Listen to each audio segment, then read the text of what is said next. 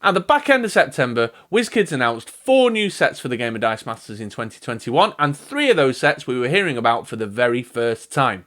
This is the second instalment of our 2021 preview, along with lots of wild speculation and crazy assumptions on the part of the Ministry of Dice, and in this video we're going to take a look at Marvel Dice Masters House of X. Wild assumption. And speculation. Now. Yes, that's right, folks. Super exciting time for Dice Masters fans with 4 new sets coming out in 2021. As I said in the intro there, this video today is going to focus specifically on Marvel Dice Masters, the House of X set that they announced. When did they announce it, Chris? Well, yeah, let's put everything in context, shall we? So, right at the end of September, Alliance Distribution held a virtual open house. If you don't know who those guys are, Alliance Distribution are a North American tabletop game distributor. WizKids were one of the keynote speakers at said event, and during that presentation they announced these 4 new sets, well, one of which we already knew about. We already knew about DC Dice Masters Kryptonite Crisis, but they gave us 3 others that we hadn't heard about before. Then a short while after, a couple of weeks into October, the Solicits information got sent out to retailers and to the press, and so most of this video is going to be centered around the information in that presentation and the information from the Solicits release. To just prepare you, the structure of this video is going to be in 3 parts. The first parts will be what I like to call just the facts, where we take a look at the presentation and take a look at the Solicits information and get things like the format, the estimated release date, the recommended retail price, and so on and so forth. So if you want just the facts, that's the section for you. Then into section 2, I'm going to take a look at the House of X comic book lore and just put the set in context of the narrative that it's going to be based around, or we can assume it's going to be based around from the title.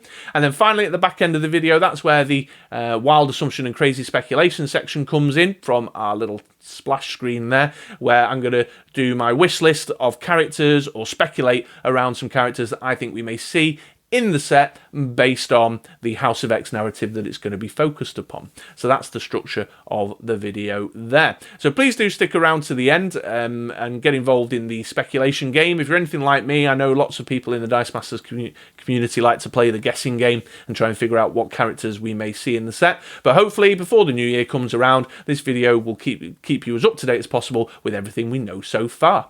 Okay, right, well, let's get into it, shall we? And let's take a look at the Solicits information. Well, there we go. As you can see, folks, in another flashy display of technical ability, I have once again moved the location of the camera, the face cam, to the opposite corner of the screen. I know it is gratuitous. I should not be showing off with my camera technical ability quite so much, but please, restrain yourselves. There's no need to rush to your computer and send me an email of congratulations or praise, recognizing the talent that is on display with the camera movements. No, there absolutely is no need. YouTube actually has a system in place where you can show appreciation for such things. You can hit the subscribe button, hit the notification bell, and give me a thumbs up. And trust me, folks, I do it too. I subscribe to videos and give them a like when I see such amazing demonstrations of technical ability. I really am gonna have to find a better way of encouraging the likes and engagement from you good folks, aren't I? Because it's cheesy as. But there you go. Okay, so House of X then. Let's start by taking a look at the WizKids presentation they gave at the Alliance Distribution Open House. So on the screen right now is the slide that they were showing on the screen as they were talking about the set. There's quite a bit of information in here that gives us some good, strong indications as to what to expect. I'll start with the artwork. So the artwork there is the House of X miniseries. It's the first issue on the... Well, it's on the left-hand side as I'm looking at it, so it must be the right-hand side for you. There was first issue of the House of X miniseries, and then the other image is from the cover of the collected edition. So a pretty clear indicator as to which part of the comic book lore this set is going to be focusing on. The presentation also told us that it's going to be countertop displays, that it will be draft packs again, so still following the same model that we've seen, well, since the Mighty Thor, but certainly in these kind of 2020 releases of Infinity Gauntlet and the Dark Phoenix saga, and the Solicits information, which I'll show you in a second, further supports that with more detail there. Also, the price, it's the standard recommended retail price on the countertop displays and on the individual draft packs themselves, and they have an estimated release date of September 2021. Whether we'll see this set in September 2021 is yet to be seen, of course, but that's what was in the presentation. So let me move on to the Solicits information, and is there anything new or interesting in there? I'll read it out to you. Each countertop display contains 8 draft packs. Draft packs contain cards and dice that can be added to your collection as normal, but are also optimized for draft. Whether you're drafting a team of heroes that normally appear together in comics, or you're focusing on your favourite type of energy, there will be tons of ways to draft this set. With more than 35 heroes and villains, this set is perfect for veteran players or beginners. So that's pretty standard blurb, actually. We've seen that very same paragraph included on the Marvel Dice Masters Secret Wars set as well, but certainly giving us some clues around the number of characters that we'll be seeing inside the set. This next section is particularly interesting though. Brand new teams will make their Dice Masters debut. Players will get to collect the Quiet Council, mutant enemies, and Krakoans in all new ways. Even if they're already in your Dice Masters collection, these heroes will play like you've never seen them before. So some massive hints there as to some of the characters, or to kind of put us in the broad ballpark of some of the characters that we're going to be seeing in the set, and also reinforcing how much is going to be focused on the House of X, Power of X, Dawn of X, Swords of X stuff that's been going on this year in the X-Men titles. Then, just to further support and finish up, another kind of standard bit of blurb that we've seen in the draft pack information. With over 150 different cards and their dice to collect, this set will help you bring some uncanny excitement to the tabletop. Each Marvel Dice Masters Secret Wars draft pack contains the following: 3 full art basic action cards, 12 full art character or action cards, randomly inserted foils, 24 dice with 2 to match each character or action card, and 1 rules insert. So again, the kind of standard blurb there. So we know that it's going to be draft packs again. It's going to be a draft pack set. It's going to be sold in countertop displays and in individual draft packs. The set will have over 150 cards, so the numbers marrying up to what we've seen in Infinity Gauntlet and Dark Phoenix Saga, and will have next year, seen prior to this in the Marvel Secret Wars set as well. But some lovely little hints around the characters that we're going to be seeing as well. So September 2021 estimated release, Marvel Dice Masters, countertop displays, and drafting. So there you go, folks. There's just the facts. Let's have a little bit of a chat about the House of X storyline, shall we? All right then, folks. So the House of X concept then. The House of X happened in 2019 and was, to all intents and purposes, a reboot called The Dawn of X, or led to the reboot called The Dawn of X of the X titles, which are the kind of X-Men mutant-related comic book ongoing series that were taking place, or have been taking place at the time. And there are 2 mini-series that sit at the centre of that, written by Jonathan Hickman, which came out in 2019, the House of X and Power of X. And these are the kind of retcon point where Jonathan Hickman has effectively rewritten mutant history and the mutant narrative through the Marvel Comics universe, to the point where it's been rebooted, and then the ongoing series have been able to pick up and then take over the Dawn of X storyline. And I suppose the main element of that all centres around the character Moira McTaggart.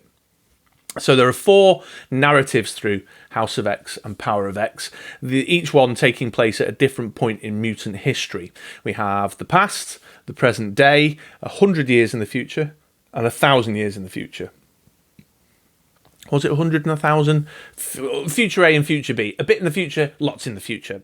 And Moira McTaggart, it is revealed... actually, I should put it in context. So if you don't know who Moira McTaggart is, she is or up until that point, was known to be a human scientist, a genetics expert, with an interest in mutant genetics, and that is how she became friends with Charles Xavier and how she became involved in X-Men storylines. She was created during that kind of peak period of X-Men stories by Chris Chris Claremont, and has been really heavily involved in many storylines, significant X-Men storylines since the mid to late 70s and onwards.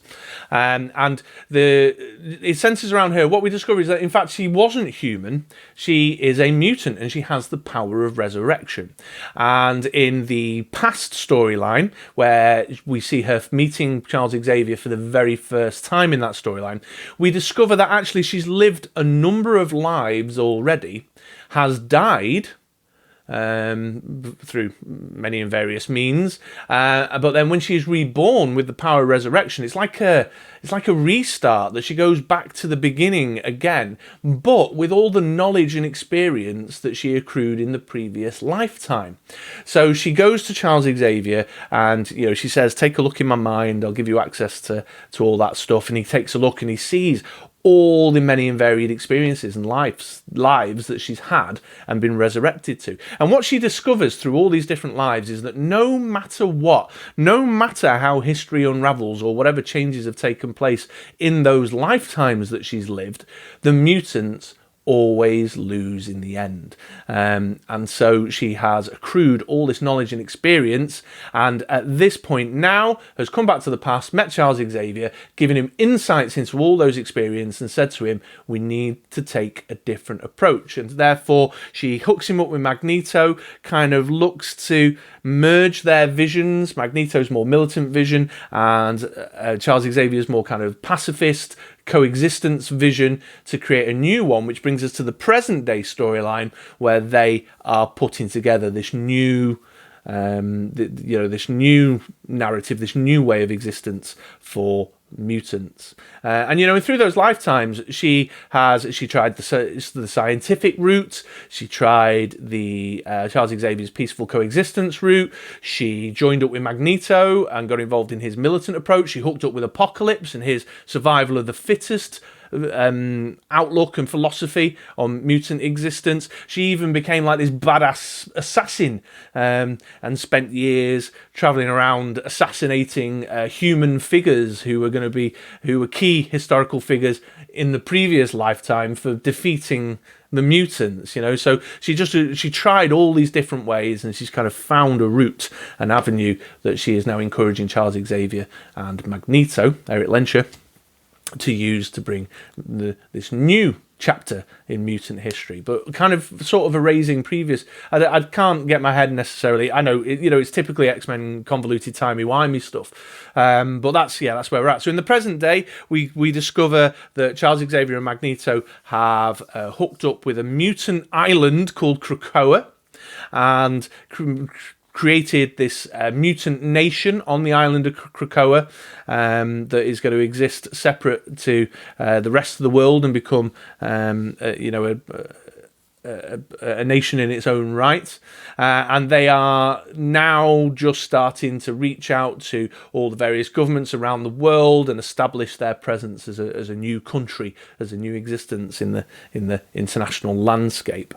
So that's what's going on in the present day. And then in the two future storylines, what we're seeing is a couple of Moira McTaggart narratives, lives she's living, unfolding, that are showing us how she has learned from the failures of mutant existence, and how they become extinct or defeated by humankind in the future. And there's a really kind of poignant moment where she lives a life all the way through to the point of human enlightenment,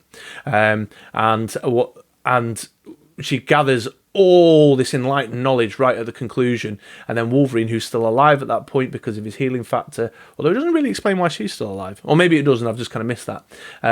She says to him, right, he's ready, it's time to send me back. So he kills her because it's it's what he does, to send her back and reset the clock again, so that she's got all this accumulated knowledge and experience to inform Charles Xavier and Magneto's creation of this new Krakoan nation that is a refuge for mutant kind and a new nation on the international political landscape. And there's loads of interesting stuff going on. So Krakoa, because it's this kind of living island, the the fauna. They're able to gather these plants, this plant life that then can be used as these kind of like teleporting gates to link back to Krakoa, so they can get to anywhere in the world with ease. You've got this whole new kind of process where they can heal and resurrect mutants, so no mutant ever really kind of dies, and there's some interesting sort of complicated stuff going on with that. They start to use the flora and fauna on Krakoa and Krakoa's abilities to create these kind of miracle drugs that they then use as leverage with the nations around the world, to give them access to these great cures that they've been able to develop in return for political recognition and recognition as a country in its own right. So you've got all this stuff kind of going on in the main central kind of storyline. But what they've also done is they've made it a refuge for all mutants. So what we've also seen happen in the House of X and Power X storyline is that there isn't, there's no Brotherhood of Evil Mutants, or there's no, like, the Hellfire Club is now called the Hellfire Mutant Corporation, and they're just basically the business arm of the nation of Krakoa. And people like Apocalypse and Mr. Sinister and Sabretooth, there's things that happen with Sabretooth, but Mystique, all these significant villains are coming back into the into this mutant nation and part of this mutant community on the island of Krakoa, and they're no longer considered villains. They're just they're trying to acknowledge all these different perspectives and do the best by as many mutants as possible. And so at the end of the House of X, Power of X storyline, we've had this reboot take place where there is this mutant collective living on the island of Krakoa that exists as a nation in its own right in the international landscape. It is a place of amnesty and refuge for all mutants around the world, and they're using these Krakoan gates that have been created using Krakoa's like flower powers to travel all around and rescue mutants that are in trouble from all over the world, and all many and varied kind of adventures then started to ensue in the ongoing titles, and the Solicits information gives us a few hints around what that would involve. It mentions the Quiet Council. It mentions like X-Men's antagonists, their enemies, which have changed ever so slightly, and it mentions the Krakoans as which is the kind of name now that mutants are using to refer to themselves. They're now Krakoans, like I would refer to myself as British.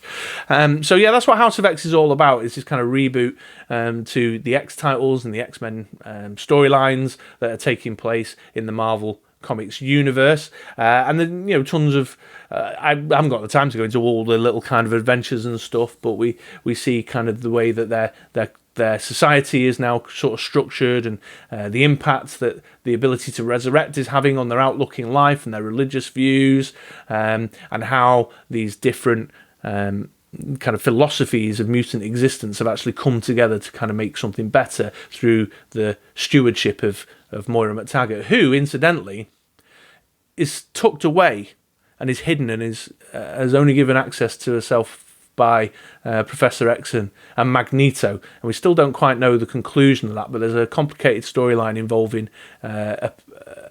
precogs, and Moira McTaggart won't allow mutant with the powers of precognition to get involved. She had a run-in with Destiny, who's a precog mutant from the Brotherhood, and I don't think we know. I'm a little bit behind, but I don't think we know how that unravels. But there you go. That's what X-Men House of X is all about. So an absolute wealth, a really kind of fertile piece of comic book lore for the WizKids guys to engage with in making the new Dice Masters set.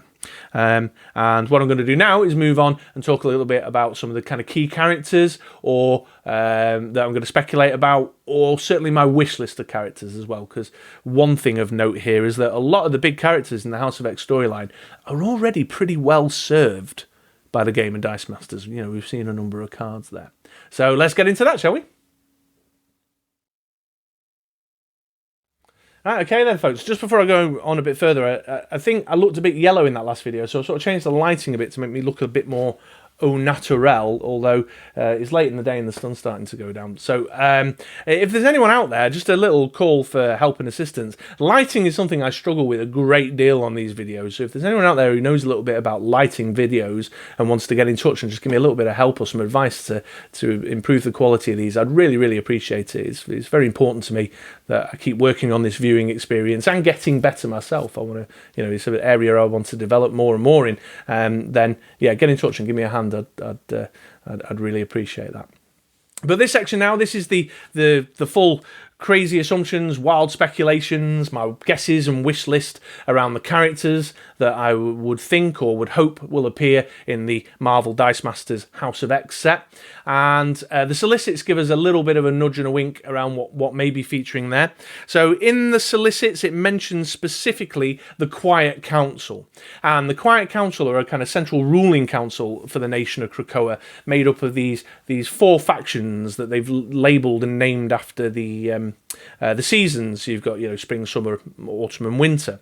And as I said just at the tail end of the last section, a lot of these characters are already very well served by the game of Dice Masters, so it would be my hope somewhat that we get a few more of the characters that are less well served or even haven't had cards before. And there is 1 or 2 in the Quiet Council that may be new to the game of Dice Masters. But the Autumn unit in the Quiet Council, I'll put a picture up on the screen right now. That's the kind of elder statesman of Professor X, Magneto, and Apocalypse.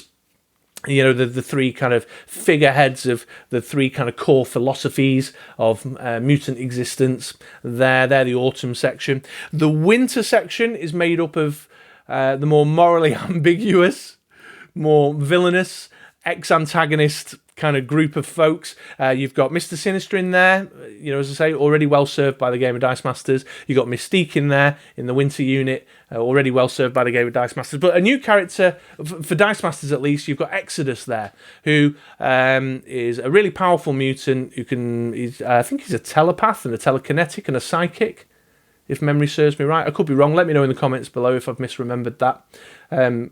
But he would be new to the game of Dice Masters, although he's been around for a while. When I was reading X-Men a lot, he was a member. He was like Magneto's right-hand dude in the Acolytes when they were living on Asteroid M in the early to mid-90s. So it was a bit of a nasty piece of work in his time. But he helps form the Winter Council and representing the more, as I say, the more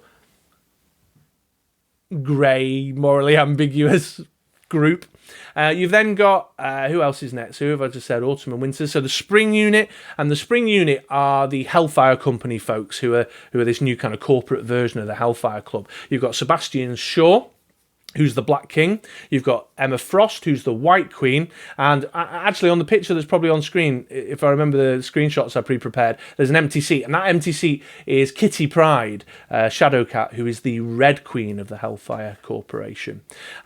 She's not there, actually, incidentally. She's missing from the Quiet Council meeting that I've screen grabbed from the digital version of the comic, because her phasing powers, or if I remember right, her phasing powers means she's out of sync with the Krakoan gateways that the Krakoa's little kind of flower teleporters create. And as a result of that, she can't go through the teleportory gateways. And therefore she sails around on Hellfire Company ships, and they use these ships for trade, but they also use them to do little rescue missions to save mutants that have been abandoned or stranded in kind of in countries that are mistreating them, and she's had all sorts of weird adventures.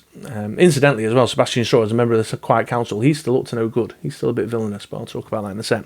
And then you have the Summer unit, which is the kind of traditional good guys. You've got Jean Grey, Storm, and Nightcrawler making up the Summer unit.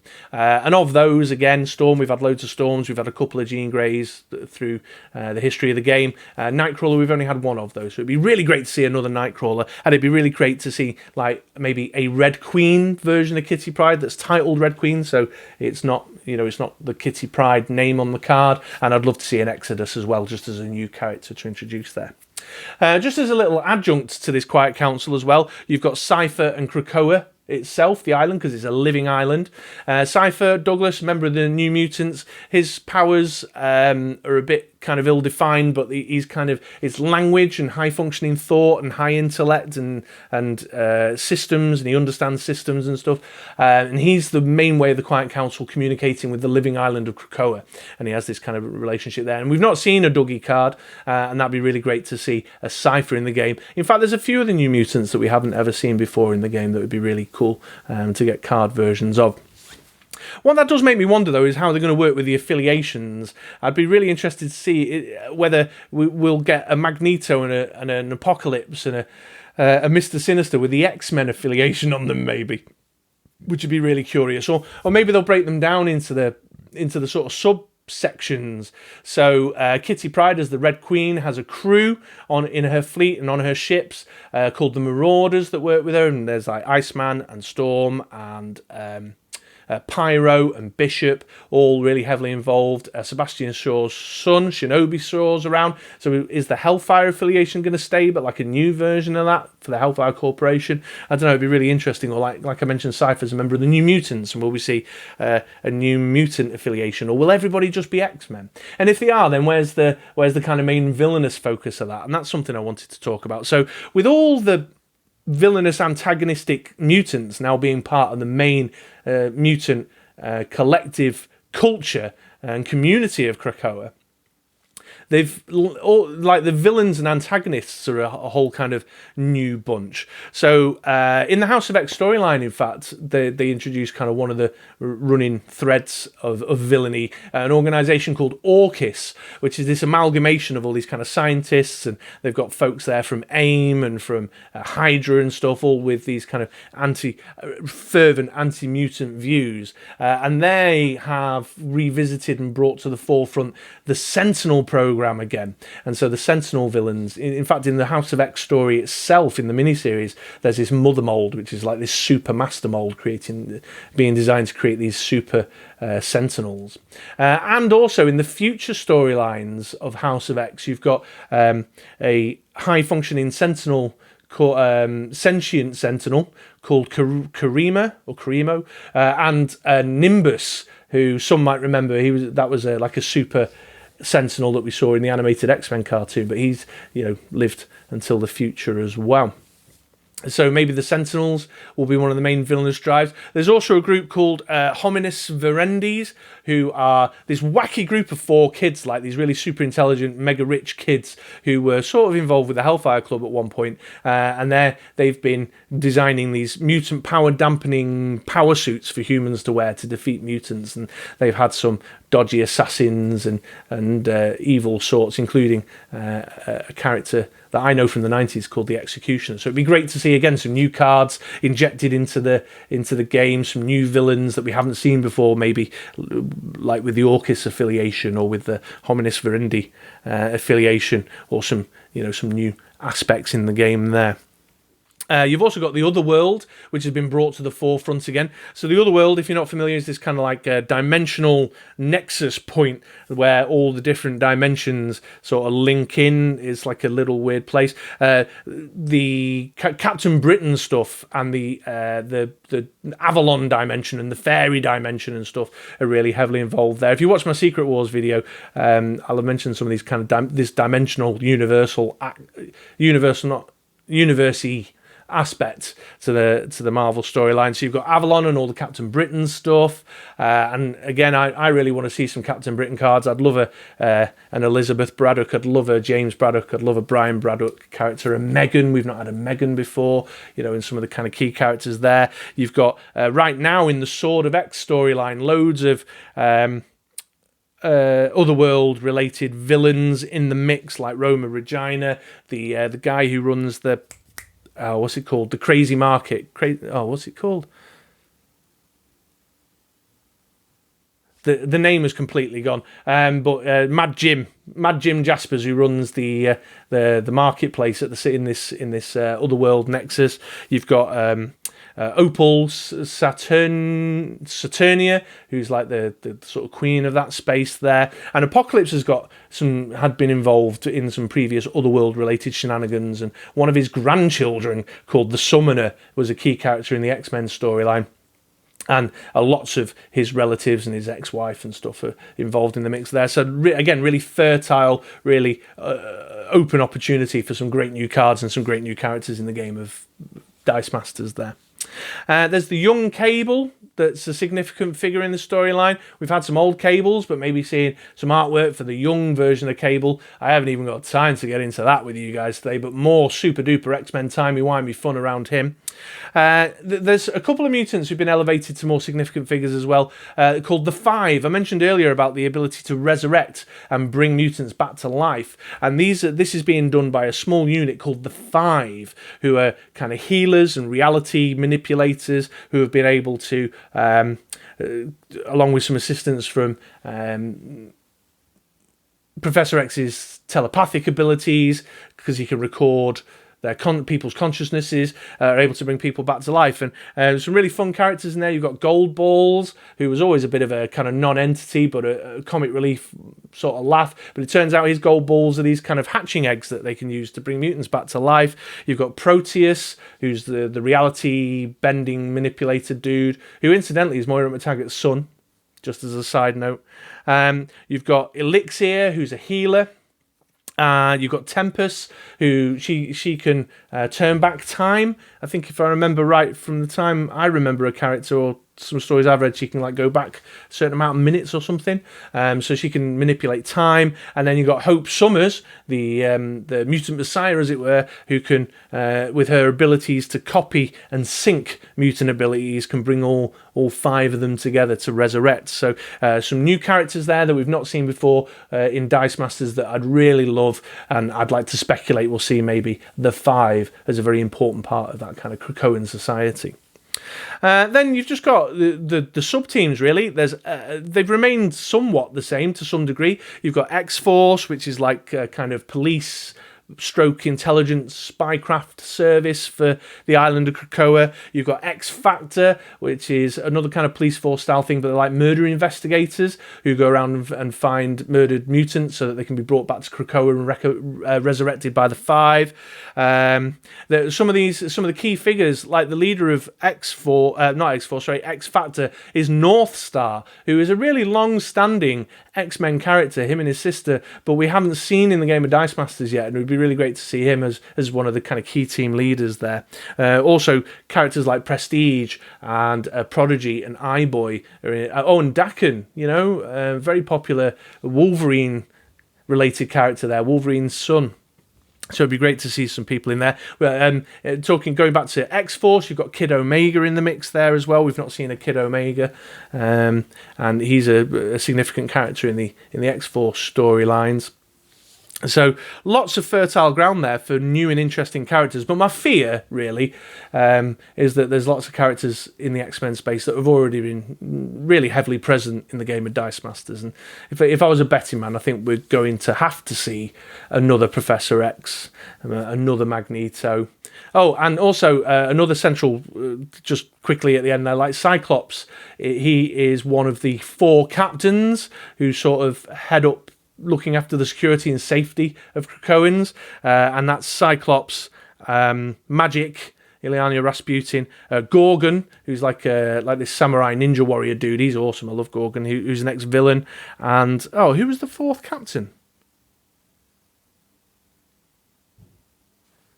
I've totally blanked on who the 4th captain is. Someone let me know in the comments below. I mean, I'll obviously look it up after I finish recording, but I've forgotten who the 4th captain is. But again, we've seen loads of Cyclopses. We've had Magics. It'd be great to see a Gorgon. He's featured quite heavily, actually, in a number of the storylines. But, the characters that are coming around a lot are the White Queen, Jean Grey, Cyclops, Professor X, Wolverine, he's a really popular character, obviously. We're seeing a lot of the same characters again. So I'd really love some stuff from the villains, from this kind of new batch of antagonists that the House of X has introduced. I'd love to see a few of the previously obscure characters who've been kind of elevated a bit by the House of X storyline coming to the forefront, like Exodus and getting an Exodus card. I'd love a Red Queen Kitty Pryde just for a different flavour, and there's some great artwork that can be used for that I've loved from the Marauders series. Some stuff from the Otherworld would be great to see as well, and that would then lead into the Captain Britain things as well, which I'm a big fan of, and the Excalibur storylines. I've always wanted a Pete Wisdom. I'm looking at the clock. This video is running long, but Pete Wisdom is like this English spy dude that I particularly enjoyed when Warren Ellis was writing Excalibur.